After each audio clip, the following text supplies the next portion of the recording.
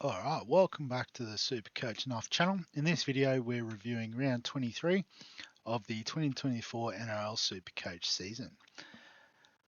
So it looks like it was an okay week, nothing fantastic with a 12.35, very slight red arrow, only 70 spots down, so sort of holding rank I guess we would say. But 4 league wins out of 6 is promising, given that's probably where most of my focus is this week. Or I guess for the rest of the season. You know, I'm not going to get number 1. If I can stay in the top 5%, I'll be okay with that. I'd obviously love to be higher, but just hasn't particularly worked out. So let's have a look at the team, how they went. I haven't really followed it too closely. Busy weekend, but looks like my hookers struggled. Harry Grant with a 39, Reid Marnie with a 23. So he's been really off the boil since we brought him in. So, yeah, I think Cook was the option and he was a bit more expensive, but he's been the man. I think he went all right on the weekend too. Might even have a look. But our trade-in was Barnett and he scored a 76, so great call there. Phil Blake with a 68 was solid too. And finally with 55 on the bench, obviously it would have been nice to have the R on him. In our second row, some solid contributions as well. Britton Nickera with a 96, Fafita with a 65, Curran with a 62. So nice returns there. And Ruben Porter with a 32 on the bench. Again, would have taken that over 23. Our halves, Nathan Cleary with an 86 as our captain. You know, that's solid. We'll take that. Birdo with the 78, including that breakaway try. You love to see it. That's about the only game I did see on the weekend, to be fair. Actually, I did see the back end of the Power Penrith game with that crazy comeback. But yeah, you know, I was cheering the boys on Saturday night. It was good stuff. Our 5'8", so Dylan Brown with a 54, Jai Gray with a 47. So, you know, solid but not spectacular. Our centre wings, we had Lomax with an 81, which is great. Kiros with 62, that's just nice, solid base. Eero with the 94 was a great pick. Garrick with 62 was good. And then Osako with a 61, and we picked wrong with McLean over Talangi. Talangi getting the try, McLean not getting the try. So that's okay. You know, couple of weak scores on the bench. But other than that, the team was pretty solid. And Tommy Turbo at the back end, 121. Obviously, he played after Cleary, so we couldn't take the VC score. But would have been nice if we could have. So, in terms of the game day matchups, and this is the bit I'm not too sure on. So, I was pretty sure I was behind before updates. So, the updates have done me kindly against Dixon Asida. So, a 12.35 to a 12.32. So, that's a tough beat there, Ruben. I feel for you. I've been there before. But as you can see, had Jerome Hughes with the 66. Also had Cleary and Turbo, so they cancel out. Captain Ponga, so this is what I think did me, what I thought was going to do me in, was Ponga getting a 124, but managed to hold on. I don't really know how, considering he had Turbo. Guess like the Sharks boys doing well with 96, 94. It's close enough to a ton. Lomax with an 81. So I guess 41 from Robson. So the lack of production from my hookers didn't impact me too much. And maybe like the likes of Mazu and Udi Kamanu not scoring fantastically either. But we'll have a look through the other matchups. I guess we'll focus on the top 4 battle. Oh, actually it was top 8 this week, wasn't I? I was thinking of AFL. So we'll look at the top 8 matchups. So another fairly close one here with Canberra Milk getting the win over Serena Sinners by 50. And it looks like Captain Ponga did the job. Max Plath with 114. Since I've got rid of him, he's been fantastic. So, you know, a couple of inopportune trade-ins and trade-outs at the back end of the season. But it happens. So But just solid. Joe Tarpany with an 87, so he would have actually outpointed Barnett this week. So I could have gone that trade, but pretty happy with the Barnett selection. On the Sinners side, Reece Walsh, Brian Toto with 109. It's like, if I had the luxury, I'd love to bring him in. I just don't have the trades. He's just so good at football. Cook with a 53, so he wasn't as great as I thought he was, but that's fine. I don't know who the top scoring hooker was this week. Maybe Appy. I don't know. How did he go yesterday? Don't know. And then on the other half, if I can find it, Griffin Meme getting up over Timmy's caddy. So Griffin and Canberra Milk getting the week off. So captain Tommy Turbo, which is nice, captaining Ponga. So it was a week to captain those fullbacks because they did the business. But just look solid all the way through, like all the unique players, 66 for Hughes, Eero. So, a couple of 50s sprinkled in here, but I guess that was matching up with what Chris had. So well done, Justin. And well done, Reese. In the second half, it looks like Shoaib's still alive, beating Coke and Ice by a couple of hundred. So, just, I guess, captaining Ponga, Turbo and Ponga. That was the combo this week. If you could pull it off, you're absolutely cheering. Nikora. Anyone else we haven't really mentioned yet? Don't think so. RP Karase got 51, so I don't know, maybe it was just the week to hang on with the hooker and go elsewhere for points. And Lane's train, Daniel getting the win over Milkmangs. So Milkmangs having Brian Toto, but I guess, he and Lane probably covered by Nikora and Eero. So Tarpany outpointing Sam Hughes in the front row.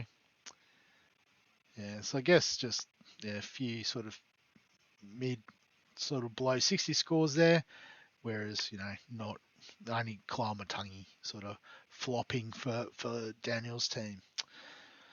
So I think in this league that would mean that Serena Sinners, Shoaib, Daniel, and Chris will be playing this week. Any monster scores in the bottom half? Not really. Second league, let's go back. So the Klook Stars got me by 150, so well done, Wayne. Wonder if he's still going well overall. Might have to have a bit of a look into that too. But he's got Brian Toto. He has Nikora, which is good. As the auto emergency, that's fantastic. That's just worked out brilliantly. Tarpany was good, obviously outscoring Barnett. Yeah, just again, didn't really have any flops, like the Hammer with 46, still covered McLean and Reed Marnie put together. So, that sort of hurts. But captaining Ponga as well was a big advantage. So in the other parts of the top 8, so a massive 1484 for Team Rob, getting the win over the Window Shoppers. So Ponga and Turbo, the fullback combo, had Dane Laurie at 5'8" as well, which is fantastic. I don't think that's a overly popular move, but yeah, fortune favours the brave. Well done, Rob. Toto as well. So no wonder 1484. That's pretty good for the week, I would have thought. I guess you could add Plath in there as well. On the other side, it's down here, obviously. So short dropout getting the W over, obviously, Oblivious. So captaining Holmes wasn't ideal. Just, yeah, not too many big scorers there for David, whereas Matthew, had Nikora, had Eero, captain Cleary, which obviously was better, had Plath with the ton. So some nice outs there. And then the other sort of bottom half of the 8, the Shermanators winning over Oh What a Night. Looks like Oh What a Night's running out of trades. Sitting 2 guys on the pine this week. It's a bit stiff. But Yeah, and having Tommy Turbo and that. Captaining Ponga, though, got the Shermanators over the line. Fantastic. Sam Stone Street is auto emergency as well. Pretty decent. Some decent auto emergencies, I guess, when you're running out of trades and you've got to play who you've got, it works out pretty well. Lesson for all of us next year. And then the third league, another narrow victory. So for 2 cap strat. So just having a look through here, Captain Ponga had Plath, so how did I win? Just, Liam Martin with 35, got binned, which wouldn't have helped with that score. Had Marzu, Uday Kamanu, Jaden Brayley at hooker still, that's probably not ideal. So yeah, just a few of the fringe players of the 17 letting him down. So I guess means I'm still alive in this league as well, but failing big, getting the chocolates over shake and bake. So getting the week off, Michael. So it looks like they went same captain, Tom Travojevic, fantastic. Yeah, Joe Tarpany was a nice difference maker by the looks of it. And just maybe, the likes of Casey McLean just dragging it down for Cameron. So unlucky. Goodbye, getting the week off as well. So well earned there. Tommy Travojevic is captain. I'm seeing a pattern that I didn't get on. Dane Laurie as well. So there you go. I haven't really seen a lot of Dane Laurie's popped up. So is there news on Dylan Edwards that I've missed? I don't know. I'll have to look into it. Isaac Tungo finally getting a bit of meat, which is nice for my fantasy team. I'll have a look at that sometime soon. I think the other game I have to look at is Brooklyn Knights beating Castor Seagulls. And again, Captain Tommy Turbo doing the business.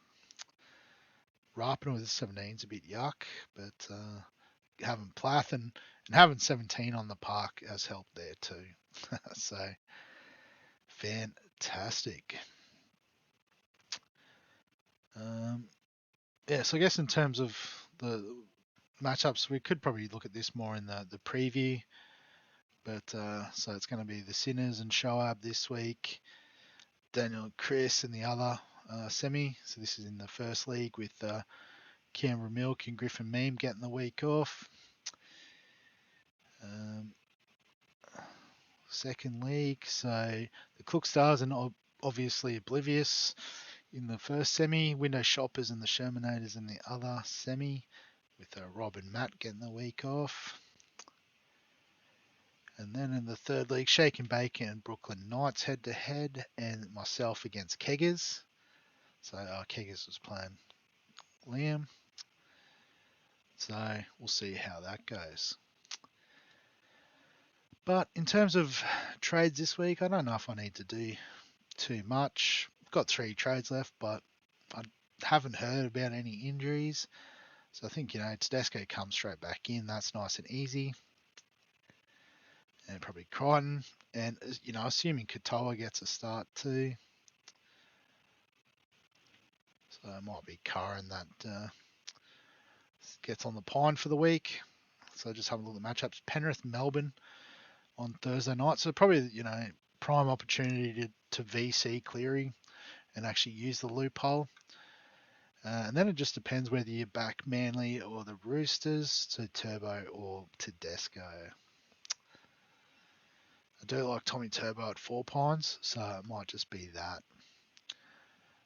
Aside from that, the Sharks against the Knights. I think Iro will stay in the squad. Parramatta against the Roosters. Roosters haven't been fantastic defensively, so we could play Talangi. But I'll back my keepers and Iro, who's averaging 64 for the year. Like, that's keeper level stuff. That's brilliant. Love to see it. So he plays last, so he might just be on the bench just for that purpose. And who plays late here? Nikora, I suppose. Playing in the last game. so we can switch out if need be. So yeah, so not too much to do. We'll have a bit more of a closer look in the round preview on Thursday, looking at the trades and that sort of thing. But it is getting that time of year where people are clearly running out of trades and focusing on head-to-head. So it's really about trying to maintain the rage. Actually, that's what I'm pretty sure I did win the cash league. Yep, that's the one I wanted. So good stuff. So I guess it'll be the preview will probably be centered around whoever I've got in this league, just because I need the money. No, I don't need the money. I want the money. But we'll wrap it up there. So as always, if you've got any questions, comments, thoughts, feel free to add them below this video. If you enjoy the NRL SuperCoach content, give the videos a like, subscribe for all the fantasy sports content on the channel, and other than that, we'll catch you in the next one.